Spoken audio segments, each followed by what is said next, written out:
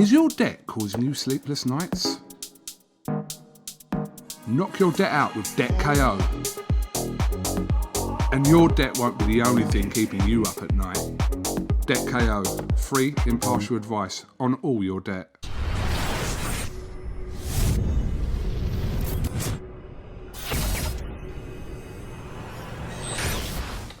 This is AHMED for IFL TV in association with MTK Global. This is a throwback to Las Vegas. Our last interview in bed. Was it? Yeah, Wilder Ortiz too. True.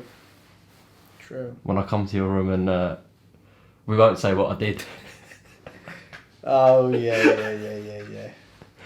I remember now. Fond memories. How are you? All good? All good, mate, you? Good, thank you. First one with Josh Taylor. Been ages. You've been together now. Finally got him in the ring, and you'll be there in the corner. Start of a prosperous journey, hopefully, Ben. Yeah, hopefully that's right. Of course. Obviously, was preparing for May the 2nd, and obviously the coronavirus struck, so had to do our own quarantining through that period, and as soon as possible we got over to Fort Ventura, back to work, and top rank MTK got Josh's date, and here we are, ready for Saturday. Glad you came down to Anthony Yard's fight, your call last week. Yeah, certainly. Definitely took a few things from that, and definitely can use that to our advantage on Saturday. Anything surprise you about the private shows behind closed doors? Well, when we first walked in, it was a little bit like, oof, this is very strange. But once a fight that grabbed our interest got going, it's just like anything. Once you're dialed in and focused on something, the exterior sort of disintegrates. I've had multiple conversations with you and Josh about Kong Song, and people are inboxing us saying he's a very good fighter and Josh can't overlook him. And now that he's here and it's fight week, it feels more real now. And Josh has got a proper fight on Saturday night.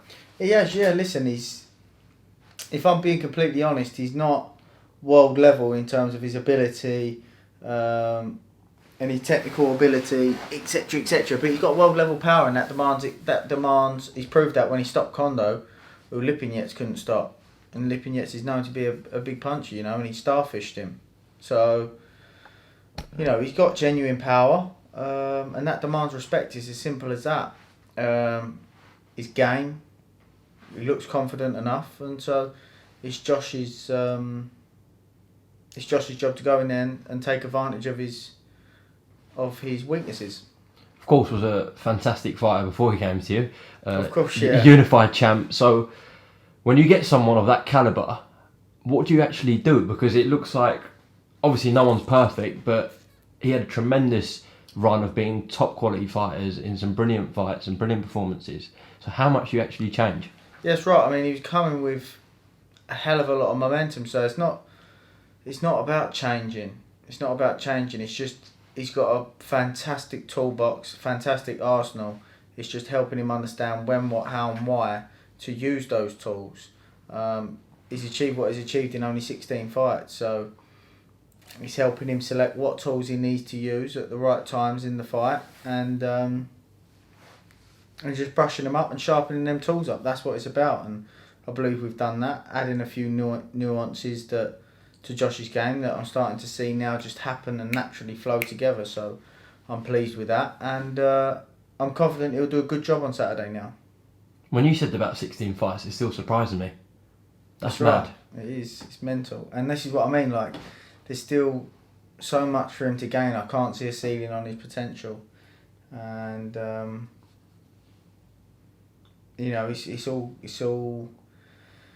it's all coming together just at the right time, and I believe that he's focused on Kong Song. He appreciates what's in front of him. We've sat there, we've watched him together, we've discussed it. He knows Kong Song's strengths, he knows his vulnerabilities, he knows his tendencies, and that's a great thing for me as a coach, for him to be able to. He was asked a question yesterday, and he just off the bat said exactly what we've been discussing. So, he knows what he needs to do, and he knows the game plan is put together. So there's no ceiling on his ability, so he keeps developing and you know, carries on this momentum that he's brought, and under you, the more time you have together, the relationship's going to get better. I know you two get on very well, but in terms of the working relationship, and he could achieve some. I mean, he has already, but some serious things in the sport. 100%, and it's, of course, you know, he's a phenomenal fighter. For me, obviously, I think Ramirez is a top quality fighter. He really is, and I believe Styles make fights, and the Apostle fight, I believe, was always going to be a tough fight for Ramirez. So although some people are saying they wasn't impressed with his performance, I think the fact that he come through that fight, when stylistically it was a tough fight for him, means that he's done a good job in that fight. And but I just think, again, Styles make fights, and I think stylistically Ramirez is an easier fight for Josh than Kong Song. So he's got to be fully focused here, and this is where the priority lies. Get that out of the way, and then we look to the next step, and that's the important thing, is taking it step by step by step by step, and not looking ahead too far. Not looking ahead too far, but I'm going to do that right now. What do you think about potential fight with Terence Crawford at 47? Yeah, there obviously there's options there,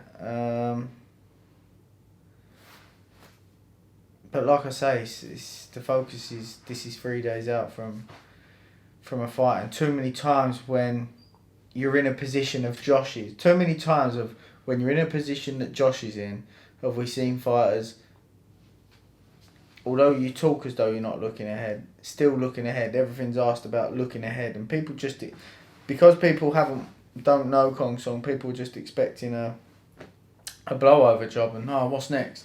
There is no next. Do you know what I mean? We're a few days out now, and the focus has got to be on Saturday. So Crawford's, whoever's, it's all good down the line as and when it comes, but you've got to take each step as it comes, and there's no looking past Kong Song. Bit of a tough one for Josh this Saturday, though. Say he has some sticky moments in there. People talking about more casual fans would be like, oh no, they'd start writing Josh off, won't they? Well, this is the problem with boxing. The problem when you fight in a fight like this, because when Josh comes out victorious, he should receive a lot of credit for this win. But realistically, people will think, if he blows him away, he blew away a nobody. And if he has a couple of sticky moments in the fight, then it's, he had a couple of sticky moments against the nobody. So, it's a difficult one for Josh, and it's one of them fights, but we've got to be professional about it, keep our mind on the job, and get the job done on Saturday. What? Just picking this back up with Ben Davison. New addition to your stable, Lee McGregor. Yeah. A couple of weeks ago, I think you teamed up officially. Yeah. Tell me about it. Yeah, I was contacted by MTK a little while ago about doing, spending some time with Lee. So Lee come over when we was in camp. But at the time, I'd previously said, I can't. I'm all over the place in terms with Tyson and Billy Joe at the time, and Isaac as well, back and forth from America, etc. So I had sort of said, look, I can spend an X amount of time, but I can't commit to anything right now because I'm all over the place. But obviously he was a good learner and did gel, and I thought he's got a lot of potential. And then he come over to Fort Ventura. When we went over to Fort Ventura, and he come over for a bit of training and was talking and that, and I put him onto Dave Stash, nutritionist, and Lee was like, I can't believe like what I've been doing to how I've made the weight now. It's like I never knew that this sort of thing existed. I could make it so easy for myself. And then there was just some discussions there, and he said about coming over, so we'd already spent a bit of time together, so it wasn't like, come over and have a look. As I say, come over before when we was in Manchester, come over to Fort Ventura. So yeah, joined up after his fight once he got back into camp, and he's got a fight for the European title in just his 10th fight to become British, Commonwealth and European champion in 10 fights is some feat, still only young, and like I say, he's a good learner, so yeah, happy to have teamed up with him. You're feeling the Scots at the moment, aren't you? Yeah.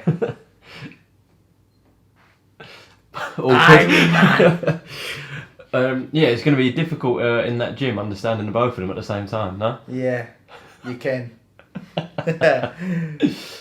Yeah, it must have fit in well because Josh is there, etc. I'm guessing they know each other quite well. Yeah, they know each other, but even before before Josh had come was when Lee first come and we spent some time together. And at the time, funny enough, Lee had mentioned to me that him and Josh had mentioned about working with myself. Just picking this back up. Yeah, so Lee come over to Manchester and we fucking... I'm leaving this in. Oh, forgot where we was at. Anyways, he's got a European title fight very He's got a soon. European title fight, British Commonwealth and European champion, and in 10 fights, that's some feat, like I say. So yeah, What did you think about the fight with Cash Farouk? that's it. We was talking about the Scots. So I was like, but yeah, Lee had already come over and spent some training with me before I teamed up with Josh. So yeah. Okay. Yeah, what did you think about the fight with Cash Farouk? The fight with Cash Farouk. I haven't watched it all the way through, but what I will say is I had somebody fighting that night, and the moment I saw Lee on the scales, I was like, oof.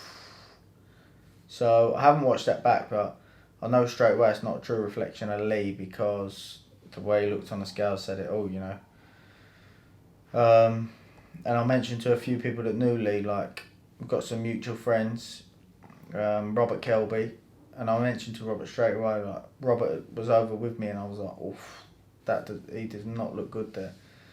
So like I say, when he came over to Fuerteventura, I knew that was an area that he needed help with. So, like I said, I put him in touch with Dave and, yeah, brilliant. Okay, another change in your stable. Mark Tibbs did an interview recently and he said that he's linked back up with Billy Joe Saunders. So what can you tell us, Ben?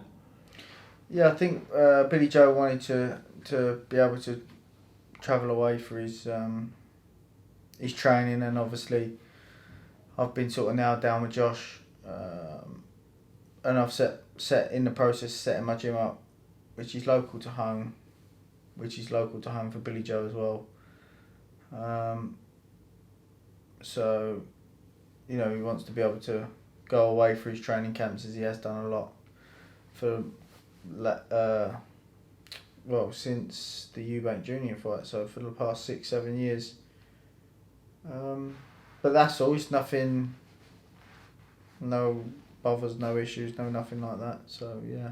To be fair, he's switched trainer for every fight, hasn't he, Bill? Yeah, he's always up, down, round, and he's just one of them, isn't he? But he'll take things from each coach that he works with, and he does that well. I like that bit, and he's smart, Billy Joe. So you don't just forget it. He takes bits that he'll learn from each coach, and could work out a benefit. Might work with him in the future, though. I mean, he's left you a few times. Yeah, he's left. He's come back. He's gone from me to Dom, Dom to me to Dom to Mark to. Yeah, he doesn't know where he is himself. No. But I think Bill says that's the best thing for him sometimes. It keeps it fresh for him, doesn't it? I think that's a big part of it. It keeps it fresh for him. Change of scenery. He's been boxing since he was 5 years old, so doing the same thing day in, day out. I think the more that he can keep it fresh and change it up, he feels it benefits him. Have you spoke to him recently? Yeah, he just said to me, like, good luck with Josh, and I know that crack on with Josh and we'll catch up after, etc, etc. So. Okay. What do you think about the video with Andrade today? Have you seen it? I haven't seen it. No, we mentioned it. You mentioned it earlier. I haven't seen it. What? Interesting. No, just he called Billy out, and then Billy did a 10-second video. I don't know if I can repeat everything, but yeah. He called Billy Joe out for what? What does he want to box at? Middleweight? No, he didn't say the weight, but I'm guessing Billy's not going to come down to middleweight, so it'd have to be at 68. Good fight? Good fight. We spoke about that fight before. I believe that Billy Joe stops him. Okay. Ben, what are you doing? What? You keep looking over there. It's like bugging me out. Oh, right. Like there's someone in it. Have you got someone in there? Yeah? What? You're paranoid, aren't you? A little bit. I mean, we keep looking over there. Do I? Yeah. Didn't even realise. Is there someone in here? No, there's not someone in here. I'm ready. Alright. just picking this back up for about the 15th time. You're doing a new thing now, aren't you, with BT? Weekly show, yeah. Is that something you want to... Well, you are going into it, but that side of things, aside from training... Depends how much time it takes, doesn't it? I can't take... You got to keep the main thing, but... it's nice to be a part of, and it's an hour a week, so it's plenty doable, and it's good. It's interesting. I've only done 2 so far, so but it looks like it's being well received. So it's you and Adam Cattrall doing it, yeah? Me and Adam Cattrall, yeah. Okay. What, did BT just come and approach you about that? Yeah, BT just contacted me and was like, "Would you be interested in it?" And I said that, what do I need to do? What would be required of me? And it was an hour to an hour and a half of filming a week, so no problem. What about TV? Would you like to do that? Depends if it's like... I don't mind doing like what I've done with Hay before. At a show. Fight breakdowns. I've done some punditry stuff with... I think I did a Frampton card. A couple of others I think I may have done. I've done a bit of commentary for ESPN before on a show they had. So yeah, I don't mind bits and bobs like that, but I can't then go, 3 hours every day I have to be here to do this, Like I say, you got to keep the main thing, and I'm a boxing coach. I was watching actually, and really impressed with Lopez's attitude towards this Lomachenko fight. Very in a good way, super confident. What do you think about the stuff he was saying and this fight with Lomachenko? I think it's a brilliant fight. I think it's a really intriguing fight. I think it is the most anticipated fight for me for the remainder of the year. And it depends how each fighter goes about it. That's what's intriguing me, because I can see a few different scenarios and a few different outcomes depending on how each fighter approaches the fight, and especially the early part of the fight. So one I'm certainly looking forward to. I think, best fight of the year, probably, I'd say. Fury Wilder. Yeah? Best fight of the year, innit? What, the trilogy? Yeah. Okay. You think that's more of an interesting fight than Lomachenko-Lopez?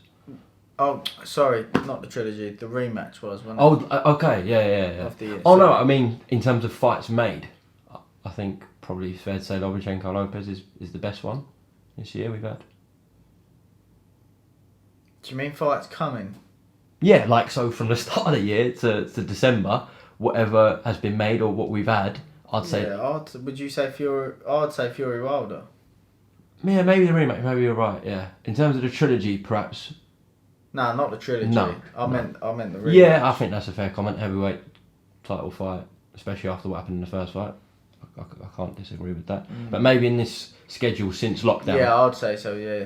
I would say so. Another big fight got made today, Usyk-Chisora. What do you think about that? Yeah, it's a good fight. Interesting fight again. Looking forward to it. So I hope they're both being well paid for it. I'm sure they are. How much of a chance you give Del Boy? Bradis really pushed Usyk, and Chisora's a bigger, stronger man than Bradis, so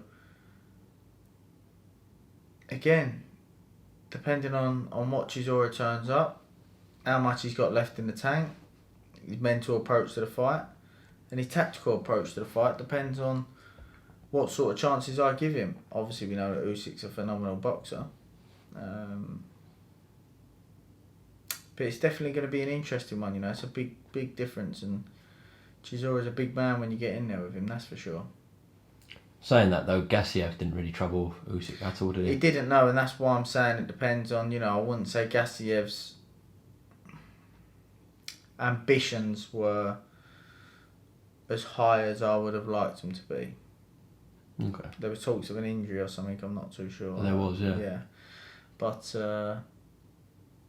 yeah, I mean, if Chisora turns up wanting to win and really brings his physicality and experience to the table, his heavyweight experience as well, then maybe you can ask some questions of Usyk.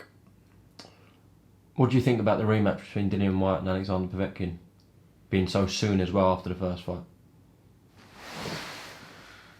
Well, you got to say fair play to Dillian-Whyte. Like I say, you know, he said some things, done some things. I've disagreed with some things, but you got to give someone credit when it's due, and his approach to the defeat that he took has really been admirable. I respect it a lot. I respect the way that he's not made excuses. He's got straight back to the drawing board, straight back to work, and looking to put things right. And I can only respect that. So I wish him all the best in that rematch. Do you think going into that rematch, the manner in which the knockout came about and how brutal it was, do you think that could be a factor in what happens in the rematch? I'm not a doctor, so I can't comment on that.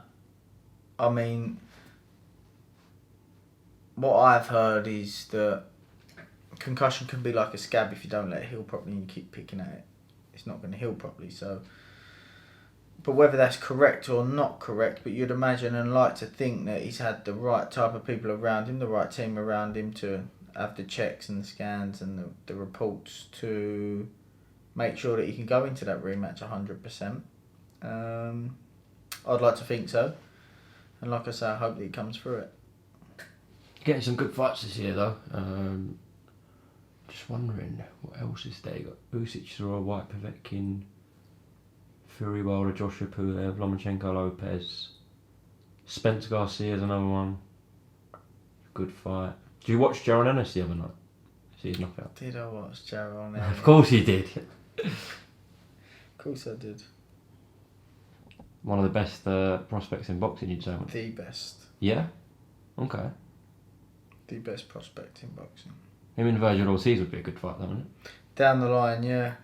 Down the line is certainly a fight for down the line. But one thing for me with Ennis is I can see that he's very comfortable with the calibre of what's in front of him at the minute. I would like to see him stepped up a little bit. I don't know the reason why he hasn't been stepped up a little bit yet.